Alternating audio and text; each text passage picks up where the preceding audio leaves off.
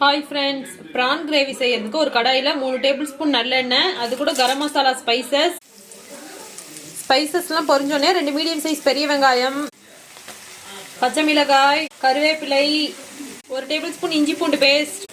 வெங்காயம் நல்லா ப்ரௌனாக வதங்கினது 2 மீடியம் சைஸ் தக்காளியை பேஸ்ட்டாக அரைச்சி வச்சிருக்கேன், அதை சேர்த்து வதக்கிக்கோங்க. தக்காளியோட பச்சை வாசம் பண்ணோடனே 2 டேபிள் ஸ்பூன் கறி மிளகாய் தூள், 1 டேபிள் ஸ்பூன் கரம் மசாலா, கொஞ்சமாக மஞ்சள் தூள் சேர்த்து நல்லா எண்ணெயிலே வதக்கிக்கோங்க. மசாலா கரிஞ்சிடாம இருக்க கொஞ்சமா தண்ணி சேர்த்துக்கோங்க. மசாலாவோட பச்சை வாசம் போனோடனே கிளீன் பண்ணி வச்ச பிரானை சேர்த்துக்கோங்க. கொஞ்சமா உப்பு சேர்த்து லிட்டு போட்டு மூடி வச்சிருங்க. பிரான்ல இருந்து தண்ணி கொஞ்சம் வெளியே வரும், அதுக்கப்புறம் தண்ணி சேர்த்துக்கலாம். பிரான்ல இருந்து இந்த அளவுக்கு தண்ணி வெளியே வந்திருக்கு. இப்போ உங்களுக்கு தேவையான அளவு தண்ணி சேர்த்துக்கோங்க. ஒரு மூடி போட்டு மூடி வச்சிருங்க, பிரான் வேகட்டும்.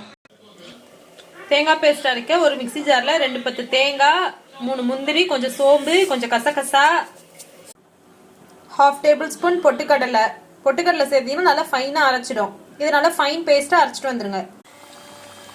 பிரான் வந்து நல்லா எண்ணெய் பிரிஞ்சு வர ஆரம்பிச்சிருச்சு. இப்போ அரைச்ச தேங்காய் பேஸ்ட்டை சேர்த்துக்கோங்க. மிக்சி ஜார் அலசி அந்த தண்ணியை சேர்த்துக்கோங்க. ஒரு கொதி விடுங்க போதும். நல்லா கொஞ்சமா மல்லி இலை தூவி இறக்கிக்கோங்க. அருமையான பிரான் கிரேவி ரெடி. இது இட்லி, தோசை, சப்பாத்தி, சாதம் எல்லாத்துக்கும் அட்டகாசமா இருக்கும்.